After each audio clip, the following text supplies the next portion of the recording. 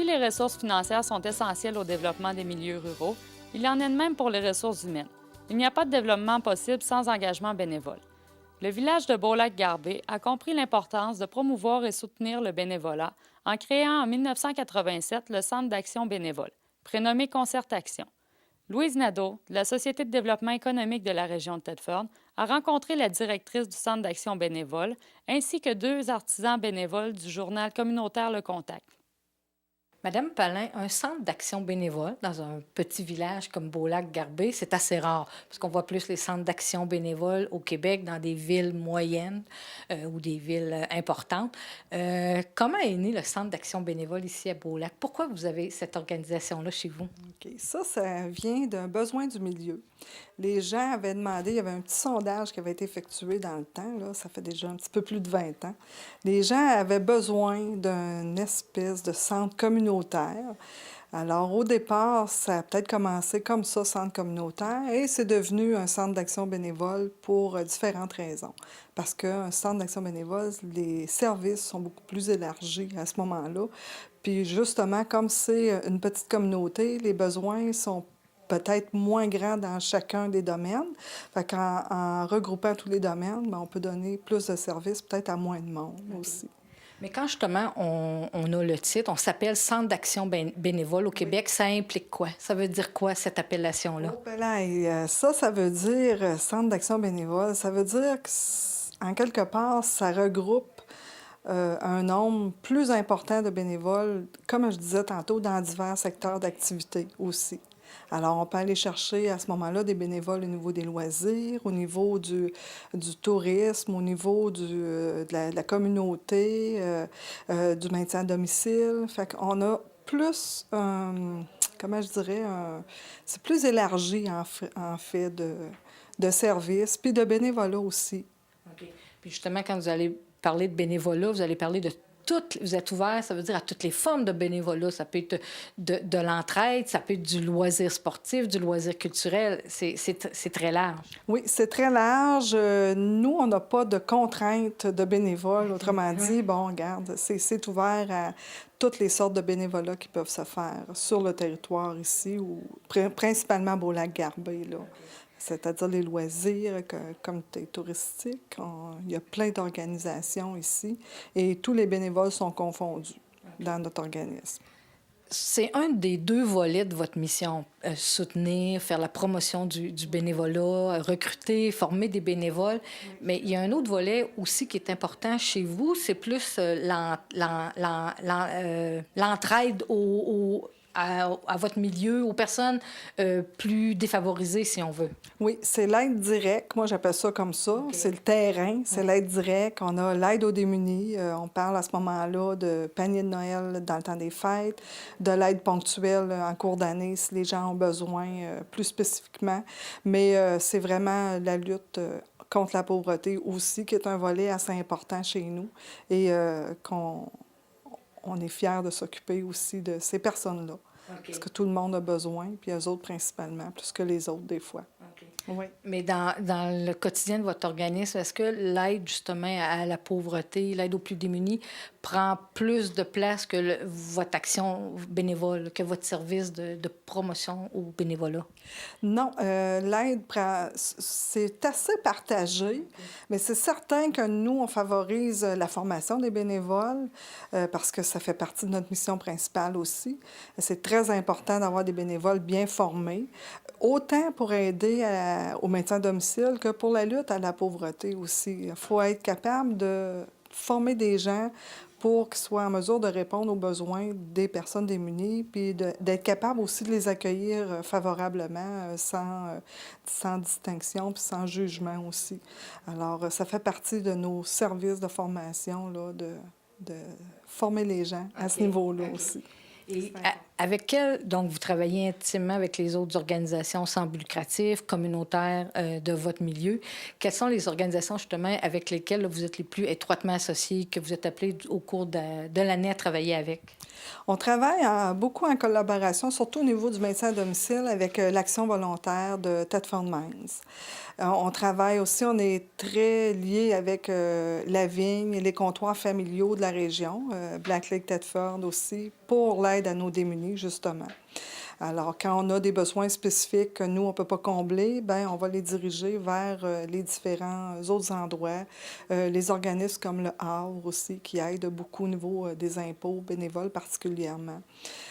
C'est certain qu'on essaye toujours de rester en contact, puis essayer de savoir ce que les autres organisations font, comment on peut nous les aider, comment eux peuvent nous aider pour bien donner un super service à nos personnes, autant démunies qu'en maintien à domicile aussi. Fait que ça veut dire que vous n'allez pas nécessairement vous autres-mêmes donner tous les services, mais il y a quelqu'un qui a besoin d'une forme d'aide quelconque, d'un service, vous pouvez le référer à un autre organisme. Oui, exactement, parce que c'est certain qu'ici, on est aussi un centre de référence. Hein? On n'a pas toute la formation voulue pour aider quelqu'un qui a un besoin très spécifique. À ce moment-là, on va le diriger vers l'endroit où il a le plus besoin, où on va sentir que vraiment c'est là qu'il doit aller. Nous sommes plus informés.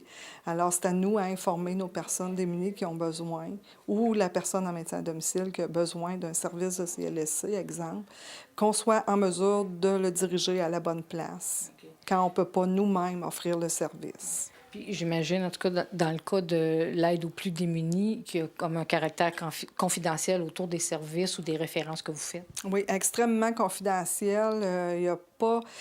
Les personnes sont reçues. Habituellement, c'est moi-même qui reçois les personnes, qui va faire le petit bilan de leur situation. Et ça reste toujours confidentiel, en effet, parce que c'est très important de garder ça, au moins, pour pas, justement, le jugement. Puis ces personnes-là aussi ont quand même droit aux égards là, qu'on offre aux autres personnes aussi. Pas de distinction entre les personnes. Et ces services-là, est-ce que c'est ici, vous desservez seulement les citoyens de Beaulac-Garbé ou votre territoire est un peu plus large? Pour les services directement aux démunis, les personnes qui sont pauvres, là, on va dire, c'est Beaulac-Garbé et Saint-Martyr. C'est les deux paroisses qu'on dessert principalement. Ça ne veut pas dire que, exemple, si le service, il n'y a pas de service aux personnes démunies, exemple à Saint-Jacques, nous, on va aller desservir cette municipalité-là, si le besoin se fait sentir.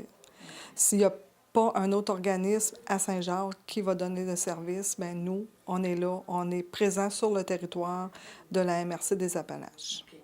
On va revenir plus au soutien au bénévolat dans votre milieu. Si je suis une nouvelle résidente de Beaulac-Garbé, je viens frapper à votre porte, puis je suis intéressée de m'impliquer, m'engager dans le milieu. Et là, dans quelles organisations vous pourriez m'offrir de faire du bénévolat?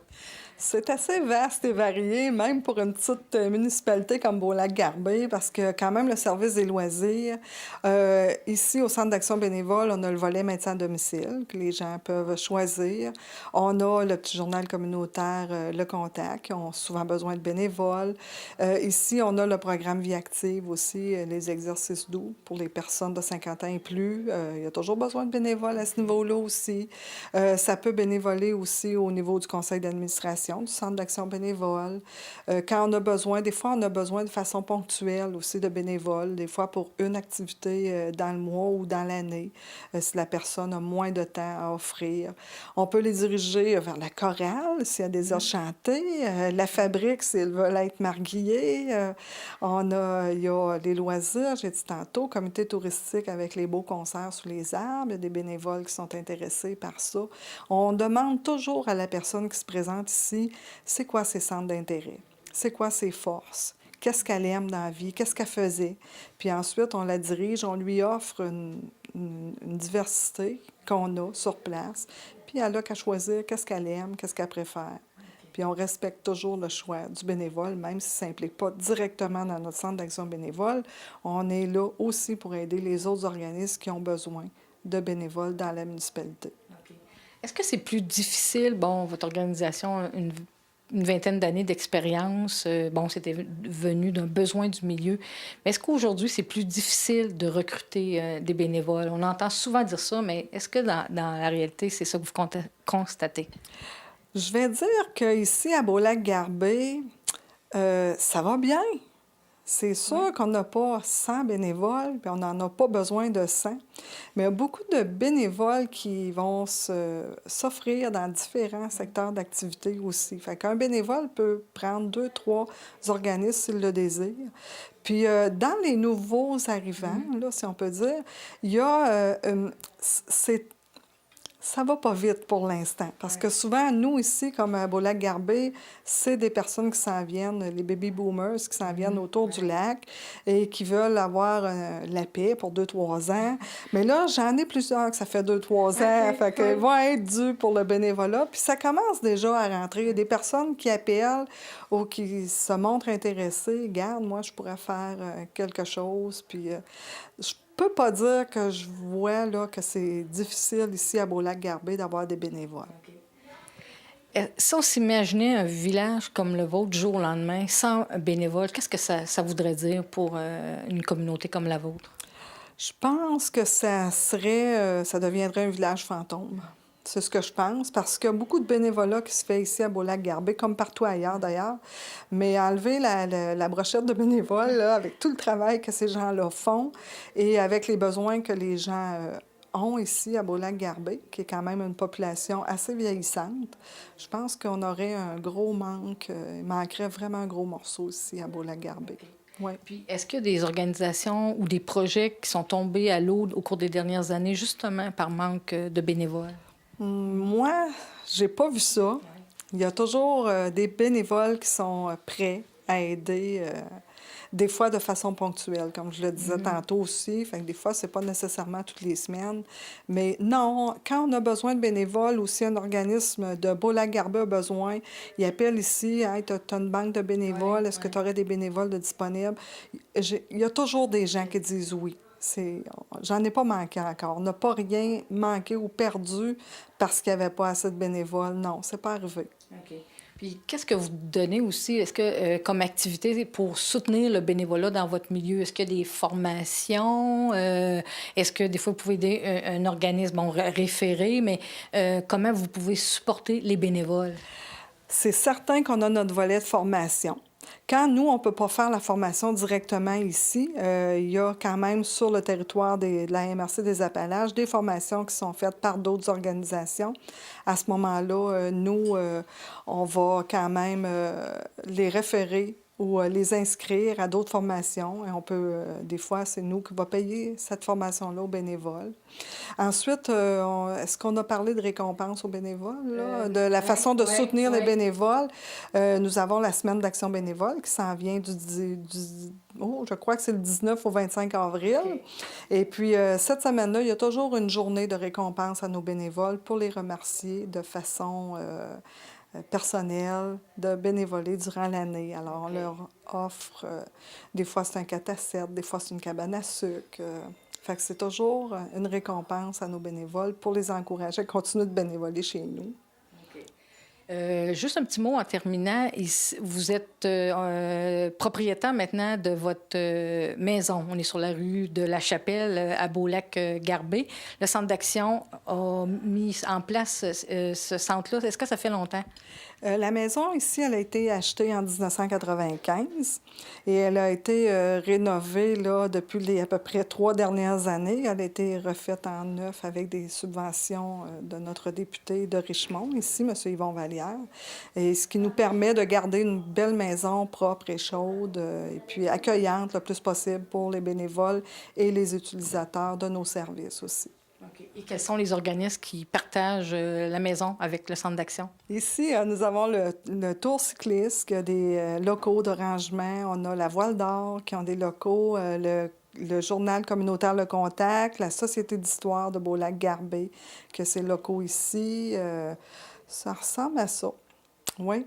Bien, je vous remercie beaucoup. D'ailleurs, on va aller rencontrer un organisme qui loge aussi à Concertation, qui est le Journal Le Contact. Merci beaucoup.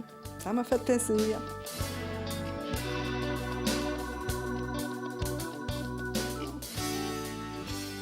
Monsieur Frédéric, j'aimerais ça que vous nous disiez dans quelles circonstances le journal communautaire Le Contact a vu le jour ici à Beaulac-Garbé, bon, même si vous n'étiez pas présent à ce moment-là. Oui, on me racontait qu'il y avait des dames ici qui s'étaient réunies avec le conseil, c'est-à-dire le centre d'action bénévole. Puis, ils ont vu un besoin de que les gens communiquent entre eux autres, des organismes puissent parler à leur communauté, raconter des nouvelles de la communauté, parler un peu des activités du conseil municipal. Ça fait qu'ils ont décidé de se réunir. Ils ont dit, on va fonder un journal. Ça fait que depuis 21 ans que ce journal existe là, c'était fondé par des femmes. Comme d'habitude, dans toute communauté, c'est les femmes qui s'impliquent avant les hommes. Et c'est resté presque depuis ce temps-là un journal de femmes, sauf que je suis un des seuls hommes de ce journal. Fait que c'est un peu... Ça s'est fondé pour ça, là, pour que la communauté entende parler d'elle-même, quoi. Okay. Ça fait que c'est pour ça qu'ils ont fondé le journal. Ils sont allés voir, ils ont demandé une charte. Ils ont élu un conseil d'administration. Puis là, ils ont dit, bien là, il faut réunir les équipements. Puis ça a été dur. Là. Ça demandait de l'argent. Puis le problème, comme d'habitude dans un journal communautaire, c'est le manque de ressources financières. Au début, il y avait beaucoup de bénévolat, mais il manquait de ressources financières. Aujourd'hui, on a plus de ressources financières, moins de bénévolat. Ça fait que ça, je peux vous dire, ça a évolué dans le sens inverse. Ouais. Ça fait que c'est un peu l'histoire du journal, là. C'est quoi, justement, votre budget annuel pour faire le journal? Notre budget annuel, présentement, est à peu près de 14 000 par année. Puis là, je vais vous dire comment c'est réparti à peu près. On peut dire qu'il y en a à peu près, on va chercher dans la publicité à peu près le tiers de ça. Les subventions municipales et surtout du ministère de la Culture représentent à peu près 50 %. Et le reste, c'est des cotisations, nos abonnements, etc., qui représentent à peu près 20 %. Puis nos dépenses, bien, c'est l'imprimant. L'imprimeur, je veux dire. L'imprimeur nous coûte à peu près 60 % de nos frais de dépenses. Puis le reste, bien, c'est les postes, la formation, etc. Là. Ça va un peu dans ce sens-là. Là. Okay. Pour quelqu'un qui ne connaît pas votre journal, est-ce que vous pouvez nous décrire brièvement, il y a combien de pages, à quelle fréquence il paraît? Oui, à quelle fréquence? Notre journal est publié 6 fois par année. À 500 exemplaires. Ça fait que c'est un journal, en plus, c'est un magazine, format magazine, avec habituellement, tout le temps, une page couleur, une belle photo couleur. C'est de nos bénévoles, surtout Mme Saucier, qui est notre photographe en titre et notre rédactrice en chef. Mais on avait ce mois-ci une de nos membres du conseil d'administration qui nous a fait une belle photo d'hiver. Fait que à peu près 20 pages, 24 pages, ça dépend, là. Ça comprend naturellement les publicités, etc. Là. Mais il y a des chroniques, des nouvelles, des entrevues, comment pourrais-je dire, une sorte de rubrique qui traite des décès, des naissances. Mais ça, on a un petit peu plus de difficulté depuis quelques années parce qu'il n'y a personne qui veut faire de la recherche, aller chercher. On dit aux gens, communiquez avec nous, mais le problème, c'est que les gens disent toujours, on n'a pas le temps. On a beau leur donner un numéro de téléphone, les inciter. Vous savez ce que c'est. Il faudrait toujours aller chercher l'information, puisqu'on nous manque. De ce temps-ci, ce qui nous manque, c'est des bénévoles. Okay. C'est à peu près tout ce qu'on a dans le journal. Bien, vous avez même, on collabore chaque année aussi. Ah, je voulais ajouter ça. On a un concours avec l'école, en collaboration avec l'école, avec un monsieur Thériault, un membre de notre communauté, une sorte de concours de rédaction de français qui s'adresse aux élèves de 4e, 5e et 6e année. Ça fait qu'on leur donne des prix en collaboration avec la Caisse municipale de la municipalité. Ça permet aux élèves de... Puis les textes sont publiés dans le journal avec la photo des gagnants. Ça fait que ça fait quand même quelque chose de bien. Puis en plus, dans le journal, on a souvent des reportages aussi, je pourrais dire, de photos. Reportage photo, c'est-à-dire un organisme comme ici, il y a le Salon des créations. Ça fait que le Salon des créations, on va voir Mme Saucier, je parle encore de Mme Saucier, notre rédactrice en chef, va prendre des photos. Ça fait que c'est que ça se passe, ou le souper de l'âge d'or, ou des choses, toutes sortes de petits... Le tour cycliste de la Calmer aussi, à chaque année, il y a le tour cycliste, il y a les concerts sous les arbres. Je ne sais pas si vous avez entendu parler de ça. Oui, vous avez déjà entendu parler de ça. Ça fait que nous autres, on publie ça, on prend des photos, puis on fait un petit reportage là-dessus. Ça fait que c'est à peu près tout ce qu'il y a dans le journal, là, en gros. Et vous, M. Frédéric, qu'est-ce qui vous a amené à vous impliquer activement dans votre journal communautaire? Oh mon Dieu, disons que je me suis fait prendre au piège. J'ai assisté, non, c'est parce que je suis venu assister à une réunion de l'Assemblée générale. Ça fait que je voulais voir ce qui se passait au journal. J'aimais bien le journal, ce qu'il se disait. Ça fait que je suis allé voir. J'ai dit, aller voir ce qui se passe. Puis naturellement, bien, j'aurais peut-être pas dû me présenter. Il y a quelqu'un qui me dit, Ce monsieur-là, là, j'avais posé une question. J'aurais peut-être dû en poser. Fait qu'ils ont dit, ce monsieur-là, il me semble que ça serait intéressant qu'il vienne avec nous autres. Ça fait que non, ça faisait quand même... je voulais m'impliquer quand même dans la communauté, connaître un peu plus les gens. Parce que vous n'étiez pas un résident là, natif de la place. Non, je ne suis pas un natif de la place. Moi, je suis un natif de Québec. Je suis venu m'établir ici à ma retraite. J'ai construit une habitation. Puis j'ai décidé de venir m'établir en permanence ici, jusqu'à temps que je sois trop vieux. Je partirai peut-être. Ça fait que c'est ça que je me suis dit, mais il faudrait bien que je fasse quelque chose, que je rencontre les gens. Ça fait que c'est pour ça que je me suis impliqué, là. Mais justement, est-ce que votre engagement bénévole vous a permis de vous intégrer à votre communauté davantage? Oui. Ça m'a permis de m'intégrer un peu plus à la communauté. Oui, de connaître les gens, puis de connaître la municipalité, les gens, le maire, les organismes bénévoles. Puis à ça, au moins, je suis connu maintenant dans la communauté. Malgré en bien ou en mal, je ne sais pas. C'est à voir. Mais c'est sûr que ça permet on se sent un peu plus à part entière. Hein, c'est ça que je dis. Là. On a l'impression au moins de rendre service. Puis des fois, c'est difficile, c'est sûr, là, mais moi, j'ai l'impression de ça. Puis je pense qu'il y en a quelques-uns qui pensent, j'imagine, dans la communauté, ils disent, bon, au moins, ils nous rendent service, puis ils nous aident. Qu'est-ce que ça apporte un journal communautaire dans une petite communauté comme la vôtre? Ben moi, je pense que ça apporte une sorte comment pourrais-je dire, une cohésion, là.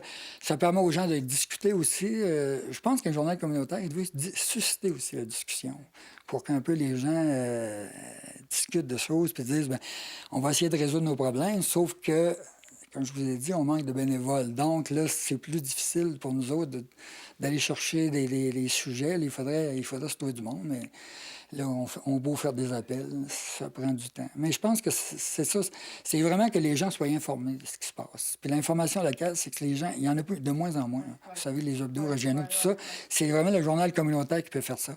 L'information locale, ce qui se passe au conseil municipal, ce qui se passe dans les organismes. Les gens, ils veulent savoir ce qui se passe. Sauf que il faudrait qu'ils participent un petit peu plus. C'est mon message. Merci beaucoup. Bienvenue.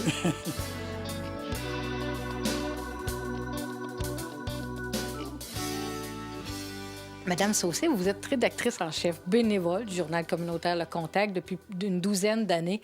Qu'est-ce que ça représente comme défi, comme travail de réaliser un journal sur une base volontaire dans votre communauté? Ça représente beaucoup de plaisir. Parce que si je fais ça depuis 12 ans, c'est que j'imagine que le monde va comprendre que j'aime ça.